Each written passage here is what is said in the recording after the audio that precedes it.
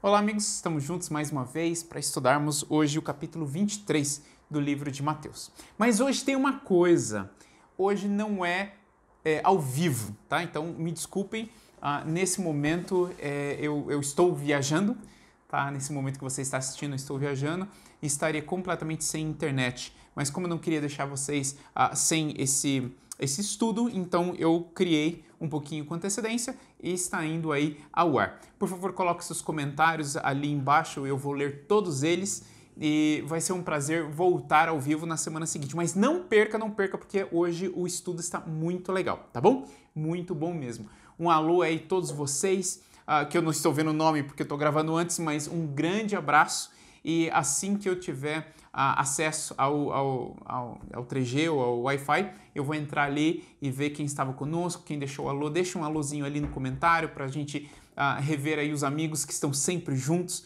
que estão sempre participando aí ao nosso lado, tá bom? Amigos, capítulo 23 do livro de Mateus. É bem interessante que nós vimos até aqui que Jesus estava conversando com o povo no templo, tá? Isso aqui é a terça-feira ainda, bem cumprida essa terça-feira, e eles estão falando várias coisas, Jesus fala outras coisas, e agora nós vimos na última ali que Jesus faz como se fosse um ataque específico no capítulo 22, né, no estudo da semana passada, Jesus faz um ataque específico aos fariseus, e aí os fariseus e saduceus fazem outro ataque de uma forma mais brutal contra Jesus. E agora, Jesus fala de uma maneira escancarada, abertamente contra os fariseus e os escribas. Olha que interessante, então, capítulo 23 do livro de Mateus. Então falou Jesus às multidões e aos seus discípulos: na cadeira de Moisés se assentaram os escribas e os fariseus. Fazei e guardai, falando para o povo, fazei e guardai tudo quanto eles vos disserem, porém não os imiteis nas suas obras, porque dizem e não fazem, atam fardos pesados e difíceis de carregar, e os põem sobre os ombros dos homens. Entretanto, eles mesmos nem com o dedo querem movê-los. Praticam, pois, todas as suas obras com o fim de serem vistos pelos homens, pois alargam os seus filactérios e alongam as suas franjas. Para a gente entender bem, eu coloquei várias anotações aqui hoje que eu queria trazer um pouquinho da história dos fariseus e dos escribas para você entender de forma profunda isso aqui que Jesus está falando, tá bom? Então, vamos lá. Antes, quando a gente olha para o passado do povo de Israel, cerca de 450 anos antes de Cristo, tá? Então, 450 anos atrás desse momento aqui, que está acontecendo, que Jesus está falando com eles, um pouquinho mais, né, porque Jesus já tem 33, 450 anos atrás, o povo de Israel estava voltando para Jerusalém. Então, vamos entender o que aconteceu naquele momento. O povo de Israel era o povo que deveria ser o povo escolhido por Deus, o povo dotado de dons por Deus, o povo cheio de sabedoria que vinha de Deus, o povo pronto para ensinar o mundo sobre o plano da redenção. Lembra? Já falamos isso várias outras vezes. O povo de Israel havia sido o povo chamado por Deus com a missão de evangelizar ao mundo, tá? Mas eles não fizeram praticamente nada. Pelo contrário, eles estragaram ainda mais a imagem de Deus perante o mundo em vários momentos. Se você olha no Antigo Testamento, a história do povo de Israel, ela sobe e desce, sobe e desce. Então, quando eles estão na pior, eles clamam a Deus. Deus vem, os livra dos problemas e eles vão crescendo e se expandindo e ganhando estabilidade. E aí eles se afastam de Deus. E aí eles estão na pior de novo. E agora eles clamam a Deus. Quando eles ganham estabilidade de novo, eles se afastam de Deus. E essa montanha russa é constante. Ou seja, o povo de Israel não está interessado em viver uma missão e um propósito na vida deles, mas eles estão interessados em ganhar favores de Deus se eles se comportam bem. É por isso que eles fazem isso quando eles estão na pior e não se importam muito com isso, esquecem de Deus quando eles estão bem. Temos a tendência de falar que as pessoas se lembram de Deus no momento da necessidade. Se esse é o padrão de algumas pessoas, mesmo no momento da necessidade, quando eles se lembram de Deus, esse se lembrar não é, como que eu posso dizer, não é um relacionamento de amor e de graça. é simplesmente barganha. O que Deus pede de mim, eu vou dar para Ele me livrar da pior em que eu estou vivendo agora. Então, eu queria lembrar vocês disso para que nós possamos buscar a Deus assim como Jó fez. Ou seja, não só quando está tudo bem e amaldiçoar a Deus quando está tudo mal, mas que nós possamos viver uma vida constante baseada no amor e no relacionamento que você tem com Deus. Eu vou pedir para minha esposa fechar a porta ali, que está muito barulho vindo de fora. Eu não sei se eu acho que não chega aí em você, mas está me distraindo bastante aqui. Obrigado. E agora, quando a gente volta aqui para esse ponto, nós vimos que, então, arredondando 450, 480 anos atrás, tá? O povo que estava na pior, no cativeiro, agora está voltando para Jerusalém sob a liderança de Esdras e Neemias, tá? 480 anos antes desse momento.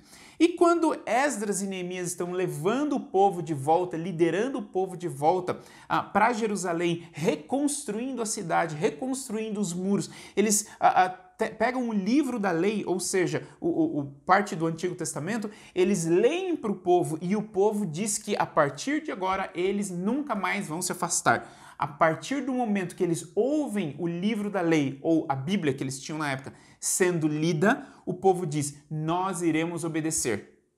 Mas, o que acontece? Eles obedecem, só que não do jeito que Deus estava realmente querendo. Ou seja, eles começam a entrar num sistema de legalismo. Eles obedeciam à lei simplesmente agora para ganhar alguma coisa em troca.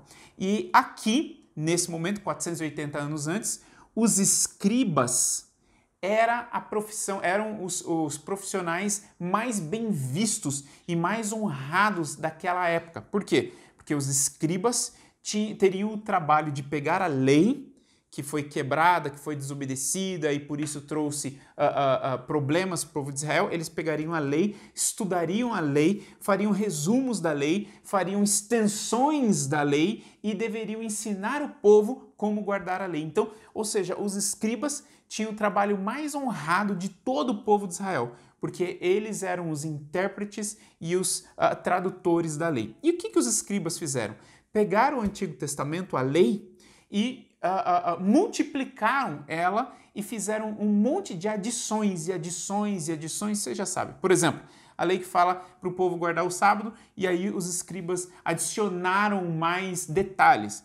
Não pode cuspir no chão no sábado porque está regando a grama. Não pode comer o ovo de uma galinha que botou o ovo no sábado porque está fazendo a galinha trabalhar. Não pode andar X número de passos no sábado porque isso é um trabalho. Ou seja, eles multiplicaram e trouxeram um fardo muito grande para o povo. E agora, cerca de 175 anos antes de Cristo, então vamos lá, nós temos os escribas 450 antes de Cristo. Aí nós temos agora os fariseus, que é um grupo que praticamente nasce cerca de 175 anos antes de Cristo, quando Antíoco Epifânio invadiu Jerusalém com o propósito de destruir a lei e a cultura judaica. Então, já comentei aqui de Antíoco Epifânio, ele invadiu Jerusalém, ele sacrificou um porco no altar, ele entrou no templo onde não podia entrar, foi assim um caos para os judeus. Os judeus ficaram angustiados, horrorizados com aquilo que Antíoco Epifânio estava fazendo. Inclusive, mais tarde, expulsaram, fizeram um levante e mandaram o Antíoco Epifânio passear. Mas nessa época, os fariseus, nasce esse grupo de fariseus com o objetivo de não apenas ler a lei e decorar a lei. Eles iriam decorar a lei e guardar tintim por tintim, detalhe por detalhe, tudo aquilo que a lei falava, eles iriam seguir à risca. Então, os escribas e os fariseus eram considerados os intérpretes da lei, aqueles que traziam mais detalhes para a lei, aqueles que deveriam ensinar a lei, e principalmente os fariseus, aqueles que guardavam praticamente tudo, ou diziam que guardavam tudo da lei. E eles seriam as pessoas colocadas em alta conta pelo povo, porque o povo comum não tinha capacidade de guardar a lei. Porque para você guardar a lei do jeito que ela era colocada pelos escribas, você não podia trabalhar, você não podia ter outras funções, você vivia uma vida inteira em função da lei. Tá? Então, era visto dessa forma. E quando Jesus vem, ele está falando mal desse tipo de gente, desses fariseus. Olha só, o verso 5 diz o seguinte. Perdão, deixa eu voltar um pouquinho. Jesus fala assim, fazei e guardai tudo quando eles vos disser. Jesus não estava dizendo tudo aquilo extra, porque o extra que os escribas escreveram, as interpretações, né, que uma lei ali, uma regra, uma norma que Jesus trazia, eles multiplicavam por 100 ou por 200 ou por 300, dependendo da regra, era impossível de ser guardado. Então, quando Jesus fala aqui que eles se sentaram na cadeira de Moisés, Jesus está dizendo o seguinte, o objetivo de Moisés era ensinar o povo o processo de funcionamento, o protocolo, o sistema de funcionamento do universo que Deus criou. Quando Moisés morreu, então líderes ocuparam esse lugar para ensinar o povo. Jesus estava querendo dizer que esse era o projeto de pregação do evangelho e do plano da redenção no mundo. Então, os escribas e fariseus pegaram isso nas mãos deles e estavam tentando ensinar isso aqui. Só que Jesus não está falando de toda a lei que eles expandiram, Jesus está falando do básico. Qual que é o básico? O amor a Deus, o amor ao próximo e o amor a si mesmo. E Jesus fala, desses três depende toda a lei. Nós já vimos isso em outra live, né? Perguntaram, Senhor, qual o maior mandamento dessa 50 volumes que tinham a lei? Qual que é o maior de todos? E Jesus fala, amar a Deus, o próximo como a você mesmo. O amor a Deus, o amor ao próximo e o amor próprio, se entendido, se bem compreendido, se bem analisado, faz com que você tenha uma vida justa para com o próximo. Você não precisa de 50 volumes te dizendo onde pode onde não pode cuspir no sábado. Mas quando você ama a Deus e entende a missão que Ele tem para você, automaticamente você quer participar dessa missão e você guarda a base do princípio de funcionamento do universo, a base da lei de Deus. E mais uma vez, como já falei em outros momentos, Jesus não está dizendo guarde esse ou guarde aquele, faça isso, não faça aquilo. Jesus está ensinando o princípio por trás da regra.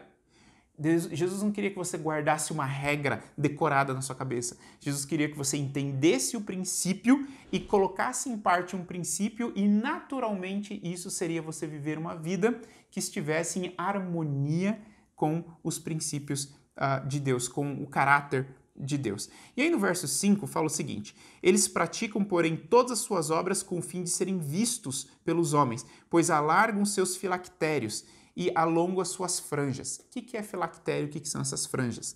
Mais uma vez, o problema de Jesus é com que os fariseus estão tentando sempre se aparecerem. Então, filactérios era da seguinte forma, eles tinham, até hoje alguns ainda usam, né? Eles têm tiras de couro que eles começam amarrando aqui na mão e vão amarrando no braço, até chegar nessa parte do braço aqui, e aqui eles tinham no final dessa tira é para segurar uma caixinha de madeira, tá? Então, naquela época, o fariseu ele ia segurando aqui, colocava entre os dedos aquelas tiras, ia amarrando, né, dando a volta no braço, e quando chegava aqui em cima do bíceps ficava uma caixinha. E dentro dessa caixinha estavam pergaminhos com trechos da lei. E tem mais, eles também amarravam esses filactérios na testa e no topo da testa ficava outra caixinha, também com trechos de pergaminhos. E da onde vem essa ideia, tá? É isso que eu anotei aqui certinho para falar para vocês. Essa ideia vem de Êxodo 13, 9, Êxodo 13, 16, Deuteronômio 6, 8, Deuteronômio 11, 18. Por quê? Em resumo, o que esses trechos falam? Vou ler aqui o de Êxodo 13, 9.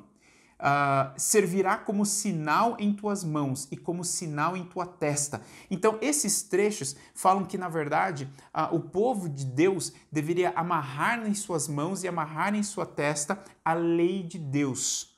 Amigos, eu quero que vocês acompanhem isso aqui junto comigo, é muito profunda essa ideia. Deus estava dizendo, amarre na sua mão a lei de Deus e amarre na sua testa a lei de Deus, para que você não se esqueça dos preceitos de Deus. O que alguns dos judeus fizeram? fizeram exatamente, literalmente amarraram. Na mão, né, com esses filactérios, e na testa. Coloca no Google ali filactério, você vai ver fotos deles com amarrado aqui e o pedacinho de caixinha aqui na testa. Mas quando Deus falava isso, o objetivo não era literalmente você amarrar uma caixa no braço, uma caixa na testa. O objetivo era você entender, não decorar, mas entender o princípio do caráter de Deus. E amarrar na mão significa você colocar em prática o princípio entendido. O que os fariseus faziam? Literalmente amarravam. Mas não colocavam em prática numa vida moral. Verso 6. Amam o primeiro lugar nos banquetes e as primeiras cadeiras nas sinagogas. Por quê? Porque naquela época, na época de Jesus, era considerado a importância do convidado tinha a ver com onde estava o seu lugar. Então, se na sinagoga o lugar fosse nas primeiras fileiras, ele era muito importante. E nas últimas fileiras ficavam as crianças ou as pessoas de pouca importância. As saudações nas praças e serem chamados mestres pelos homens. E aqui tem outro ponto interessante. Vós, porém, não sereis chamados mestres, porque um só é vosso mestre, e vós todos sois irmãos. A ninguém sobre a terra chame pai, porque só um é vosso pai, aquele que está nos céus. Nem sereis chamados guias, porque um só é o vosso guia. Algumas pessoas leem isso aqui e dizem, tá vendo? Tá errado a gente chamar o professor de professor, o mestre de mestre, o pastor de pastor e o líder de líder. Tá errado isso. Amigos, mais uma vez, vamos entender o princípio. Qual que é o princípio que está por trás disso aqui? Eles, os fariseus, gostavam desses títulos, porque esses títulos colocavam eles em um patamar de importância maior e maior, tá? Por exemplo, quando eles se chamavam de mestres, eles estavam dizendo, sou eu que te ensino a viver. Inclusive, tinha uma máxima naquela época que eles diziam, né, se consideravam mais importantes do que os próprios pais do indivíduo que estava ouvindo os seus ensinamentos. E a frase que eles usavam era o seguinte, seus pais te deram vida, nós estamos te ensinando a eternidade. Então, eles se colocavam numa posição, num orgulho, num patamar que era impossível, tá? E eles se sentiam melhores do que os outros. Então, o foco aqui não é hoje em dia a gente chamar o médico de doutor e o pastor de pastor e o professor de professor. Não. O foco aqui é qual a importância que você está dando para si mesmo. Nós não podemos nos colocar acima das pessoas. Ele mesmo fala, quem a si mesmo se exaltar será humilhado. Perdão, verso 11. O maior dentre vós seja o vosso servo. Foi isso que Jesus ensinou. Jesus ele veio como Deus, mas ele se ajoelhou e lavou os pés dos seus discípulos. Verso 12. Quem a si mesmo se exaltar será humilhado e quem a si mesmo se humilhar será exaltado. Por quê? Porque o que te traz paz aqui na terra não é você ser bem visto pelos outros, mas é você viver a missão que Deus colocou para você. E ser servo aqui não quer dizer que você vai ficar se humilhando para os outros, não é isso. Mas significa que você entende que você tem um propósito e uma missão. E essa missão é você fazer a vida das pessoas, a vida das pessoas ao seu redor, uma vida melhor. Mais uma vez, não quer dizer que você é escravinho dos outros, mas significa que você está vivendo não só para si mesmo, mas você está vivendo com um propósito e uma missão para com o mundo, tá bom? Amigos, que mais aqui? Outro detalhe que eu coloquei aqui também, as franjas, elas, mais uma vez, foram colocadas no Antigo Testamento com o propósito de ser um lembrete, tá? As franjas eram pedacinhos de tecido que ficavam nas vestes das pessoas. Era para ser um lembrete. Lembrete da lei, lembrete do amor de Deus, enfim, era simplesmente coisas para as pessoas se lembrarem constantemente no dia a dia, onde elas olham, o que elas fazem, elas estariam se lembrando da lei de Deus. Porém, os fariseus usavam aquilo não para se lembrarem da lei de Deus, mas para se mostrarem, tá? Então, Jesus está indo contra tudo isso. Tem mais um detalhe que eu queria compartilhar com vocês.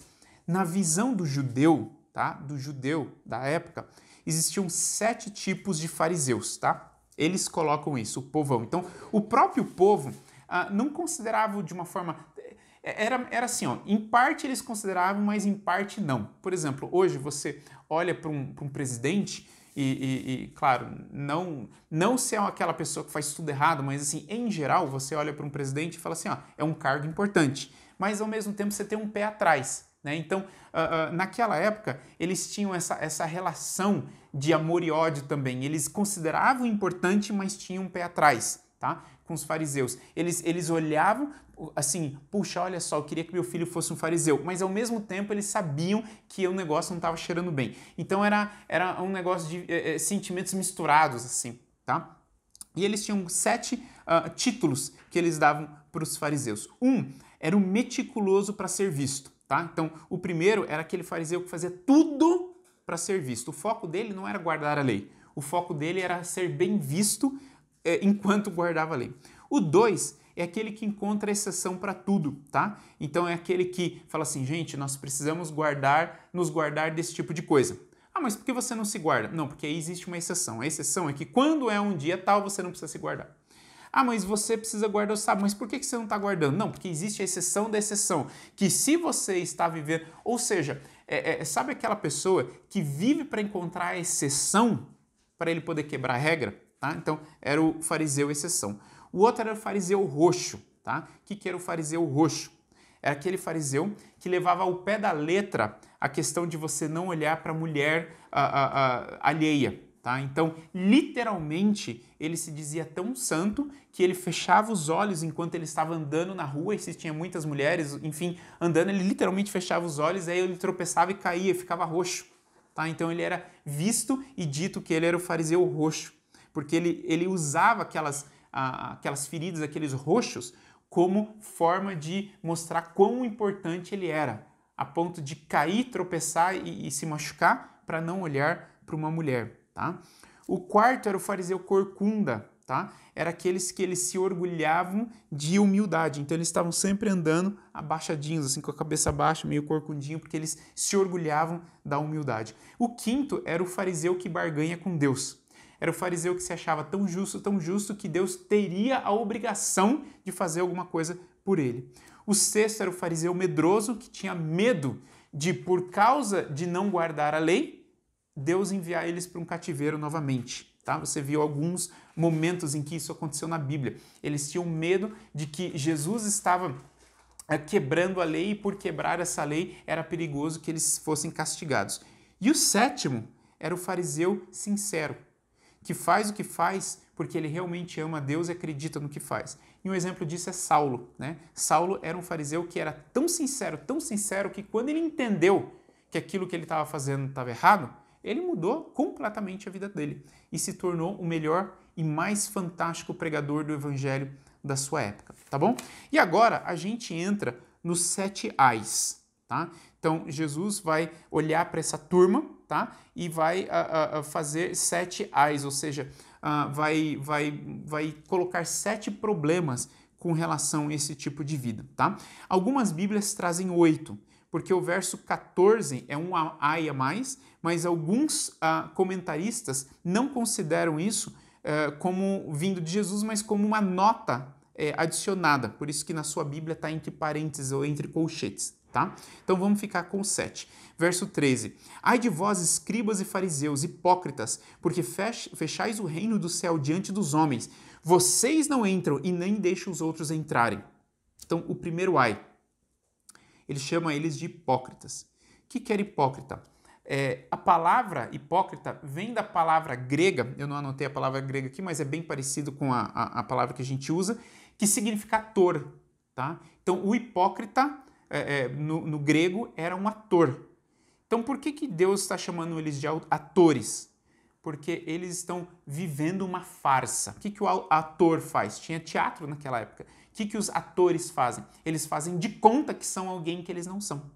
Eles vivem uma história, vivem uma vida na peça que é mentirinha.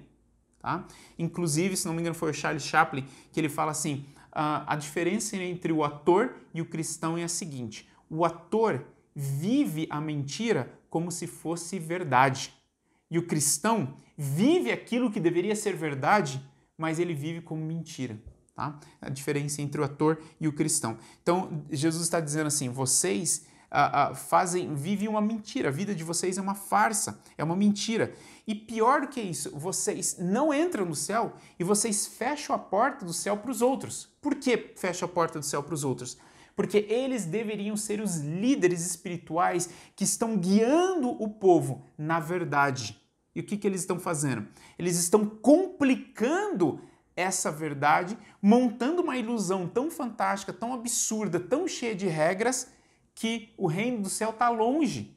Como que eu vou alcançar o reino do céu se a única coisa que eu tenho que fazer é guardar regras? Né? Então, Jesus está muito bravo com eles. É interessante que Jesus permite que você escolha o que você quiser para a sua vida. O problema é quando você impede outros de entenderem a realidade. Falamos sobre isso, né? Quando Jesus vira a mesa no templo. O problema não era quem estava vendendo ali. O problema é que eles estavam ensinando que o reino do céu vem através do pagamento de dinheiro, né? E Jesus fica muito bravo com isso. Aqui os fariseus estão ensinando que o reino do céu vem quando você guarda leis. E não é isso que o reino do céu é, né? Então, Jesus está falando assim, é um problema isso que vocês estão fazendo. Verso 15. Ai de vós, escribas e fariseus hipócritas, porque rodeais o mar e a terra para fazer um prosélito. O que era um prosélito? Era um converso. Naquela época, existiam dois tipos de conversos, né? Então, existia o pagão, que gostava da religião dos judeus, não seguia ela, mas gostava, tá? Então, por exemplo, eles entendiam que ter um só Deus era melhor do que ter aquele monte de Deus que eles tinham. Eles entendiam que aquilo que a religião hebraica pregava era interessante. Um Deus que se importa com o seu povo, um Deus que viria morrer pelo seu povo, um Deus que tem um propósito e uma missão para o seu povo. Então, muitas pessoas conseguiam passar por cima desse monte de bagunça que era inventado e conseguia sim entender a base da religião e da espiritualidade hebraica, tá? Por exemplo, os magos, né, os reis magos que vieram do Oriente para ver Jesus, eram pessoas que eram pagãos, tá? Pessoas pagãs que vieram porque eles estudavam as profecias e a Bíblia dos hebreus. Mais tarde, você vê várias pessoas que não são judeus se convertendo. Tá? Vários estão se convertendo. Tanto é que Paulo é o pregador para os gentios. Tá? Por quê? Porque vários gentios estavam encantados com a religião hebraica. Porém, eles achavam muito complicado e não gostavam do jeito que o povo judeu lidava com a situação, então eles eram observadores. Tá? Outro exemplo disso é Cornélio, né, que ele é romano, mas ele segue o Deus de Israel. Ele não quer se tornar, inicialmente ele não quer se tornar, ele não quer ser, fugiu a palavra aqui, circuncidado, né? Ele não quer fazer parte oficial inicialmente do povo judeu, mas ele quer sim seguir esse Deus. Tanto é que Paulo converte vários desses de verdade mesmo quando ele vai pregar para esse povo. Esse é um dos conversos. O outro tipo é aquele que era chamado de prosélito. Quem que era o prosélito? Aquele que gostava da religião judaica e ele falou, não, eu quero ser 100%, eu quero me circuncidar, eu quero fazer parte, eu quero estar com vocês, eu vou seguir todas as regras, seguir todas as leis, e é principalmente desses que Jesus está falando.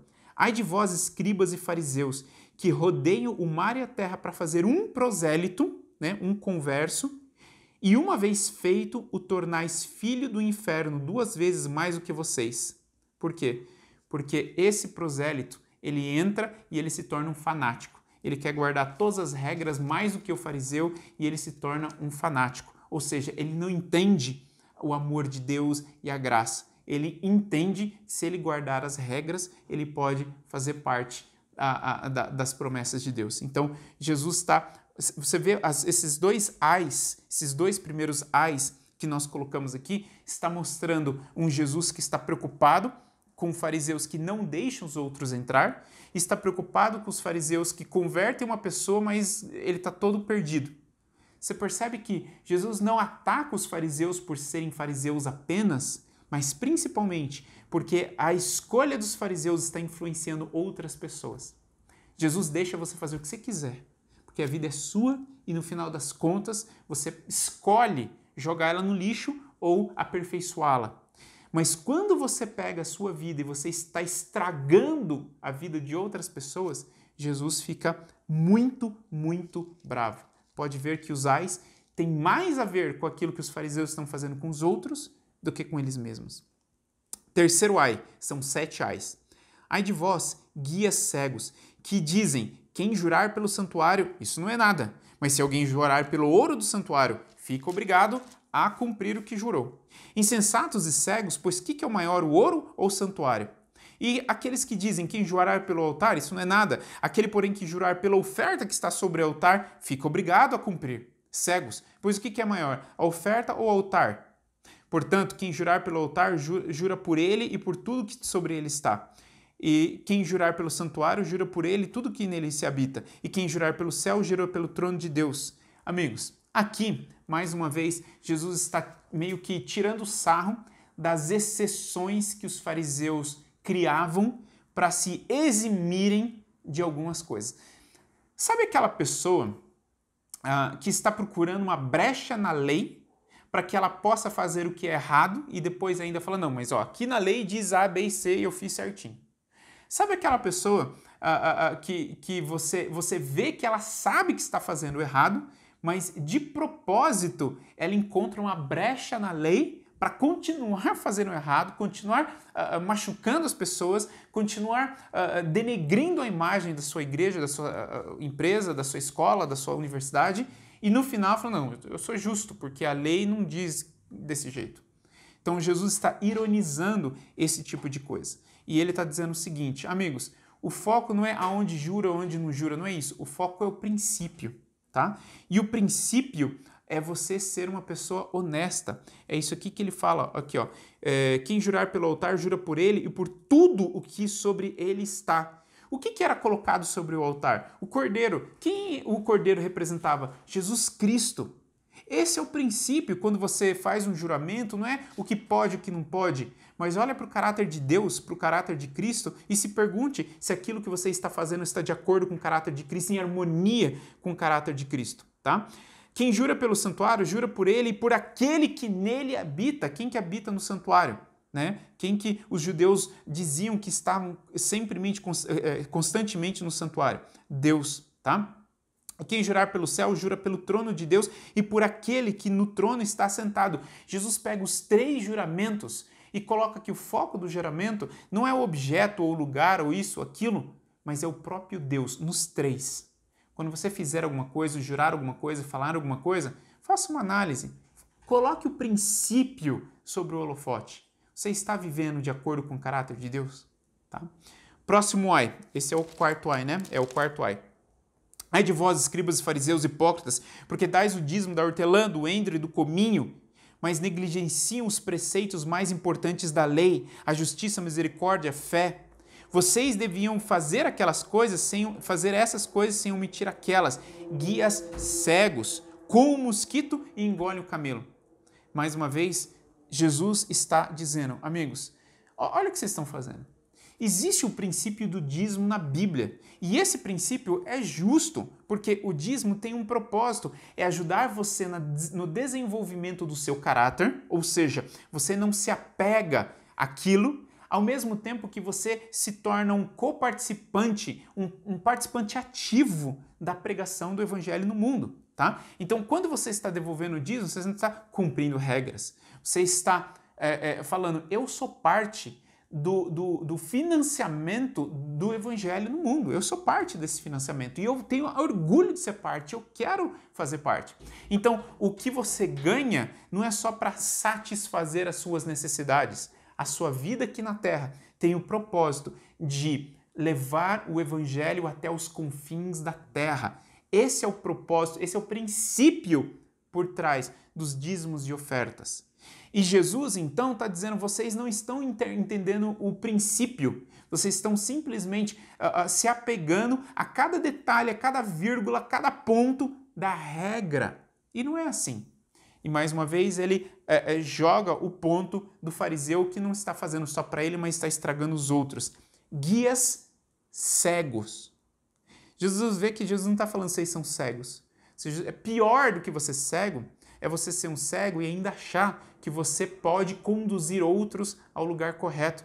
Você não enxerga o caminho, mas ainda acha que pode conduzir os outros. Nós estamos no quarto ai e os 4 ais. Jesus não está apenas falando mal do fariseu, porque o fariseu faz o que ele quer fazer. Mas Jesus está falando o problema é quando você faz o que quer fazer, porém se julga, se considera extremamente importante, melhor do que os outros e capaz de guiar os outros para o caminho certo enquanto está jogando todo mundo no mesmo buraco em que você se encontra. Ou seja, um emaranhado de regras. E pensa que através dessas regras, de cumprir essas regras, o presente que você vai ganhar é o céu ou o reino aqui na terra melhor. Jesus está indo contra um evangelho de barganha. Jesus está indo contra um evangelho de pura obediência. Jesus está convidando você a entender o princípio e viver o princípio porque ele faz sentido para você. Tá? Falamos disso na última live, né?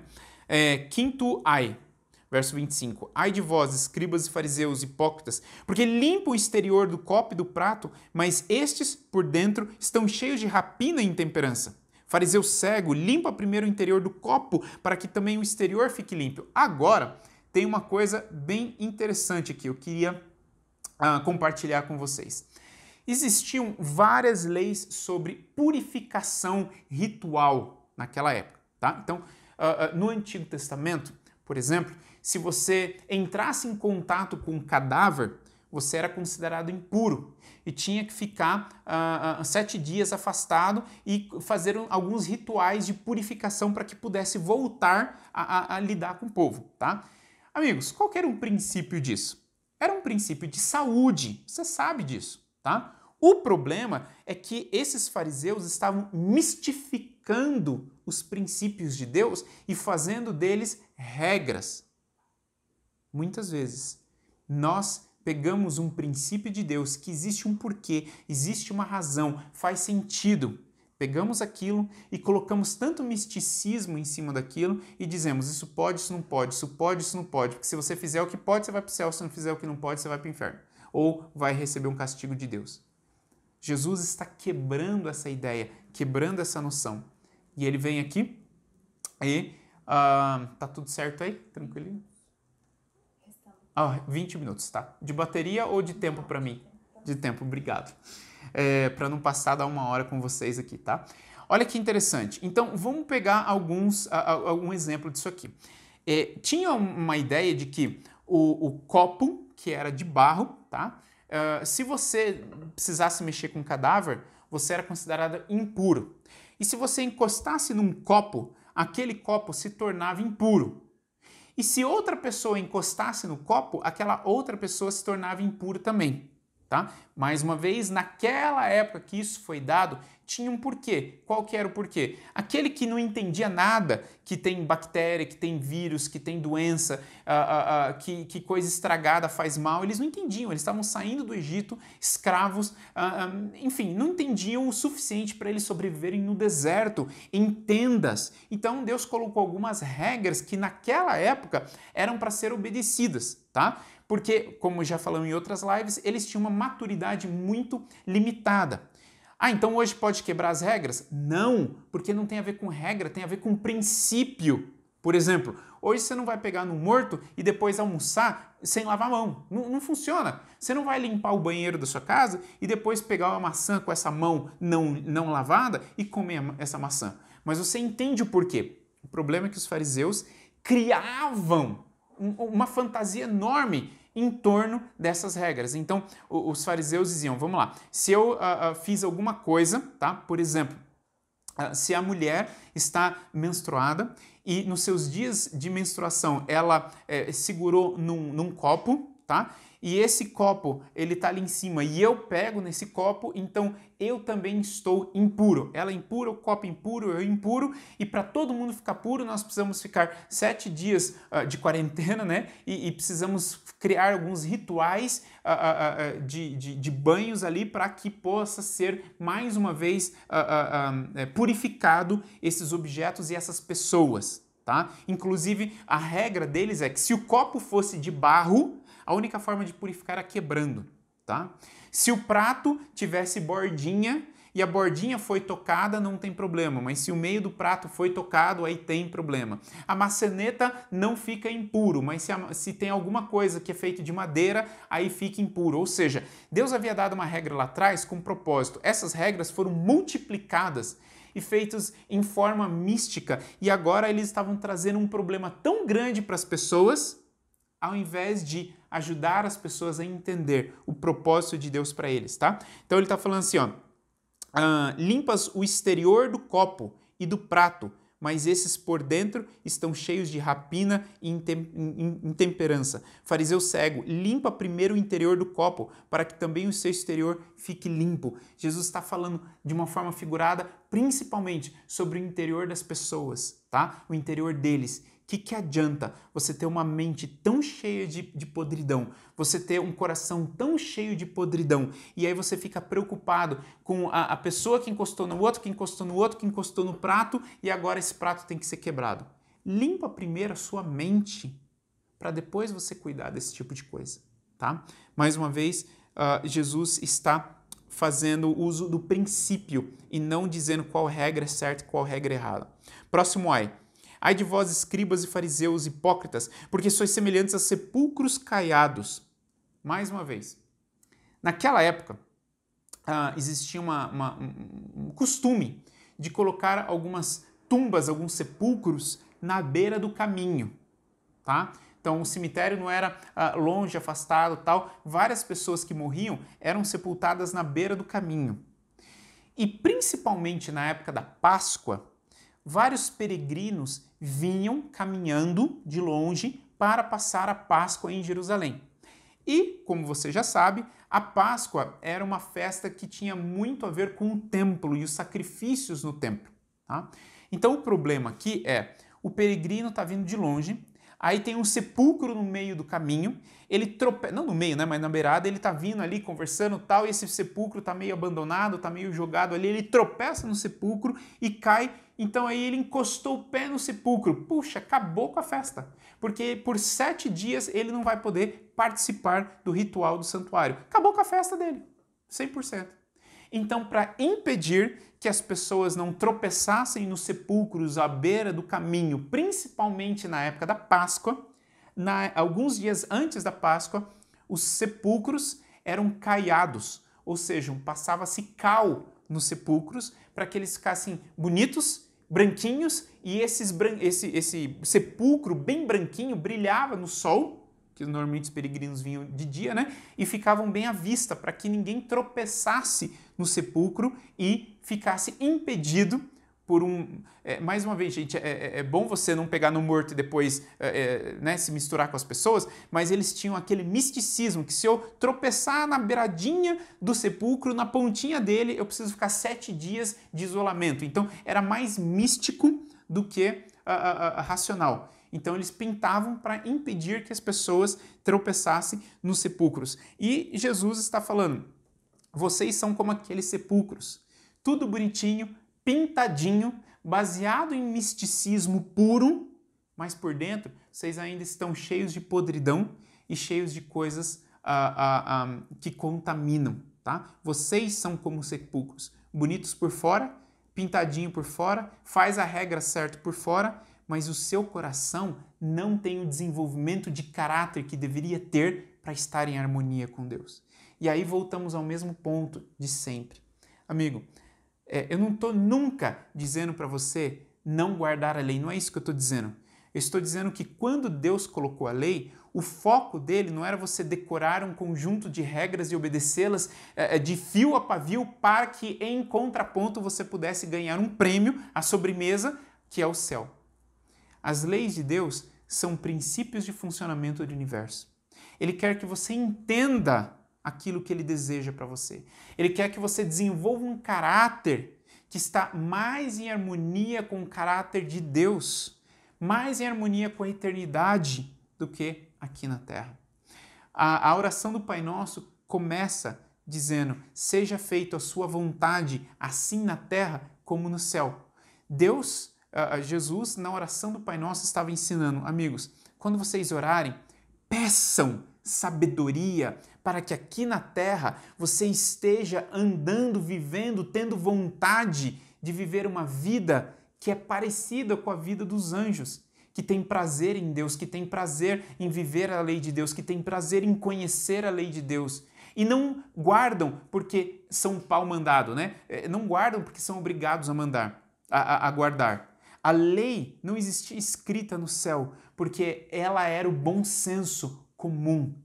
Aqui na terra, nós perdemos o senso comum, perdemos o bom senso, por isso nós precisamos de um manual de instruções.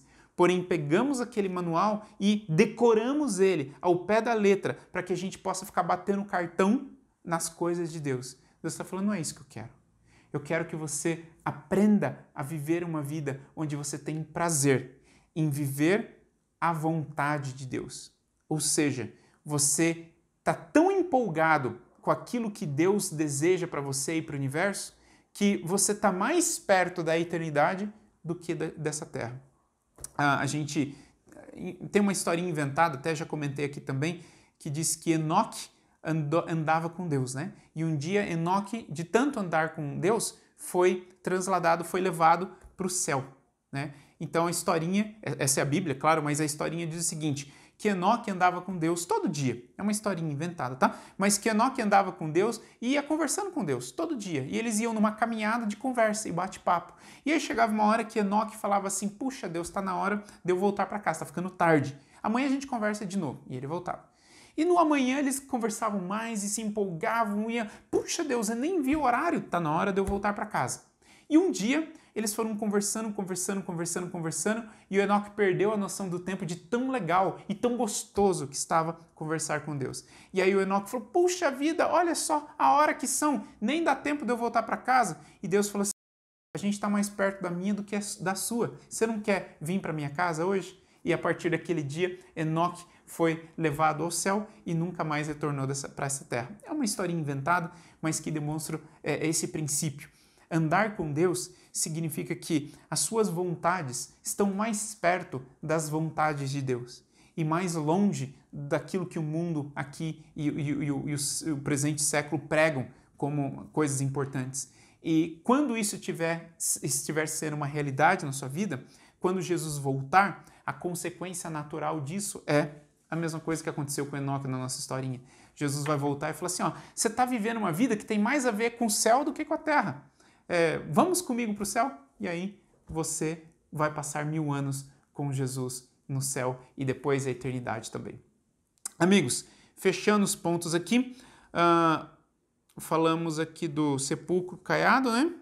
Qual que falta? Verso 29. Ai de vós, escribas e fariseus hipócritas, porque edificais os sepulcros dos profetas, adornais os túmulos dos justos e dizem, ai, se tivéssemos vivido nos dias dos nossos pais, não teríamos sido cúmplices do sangue dos profetas.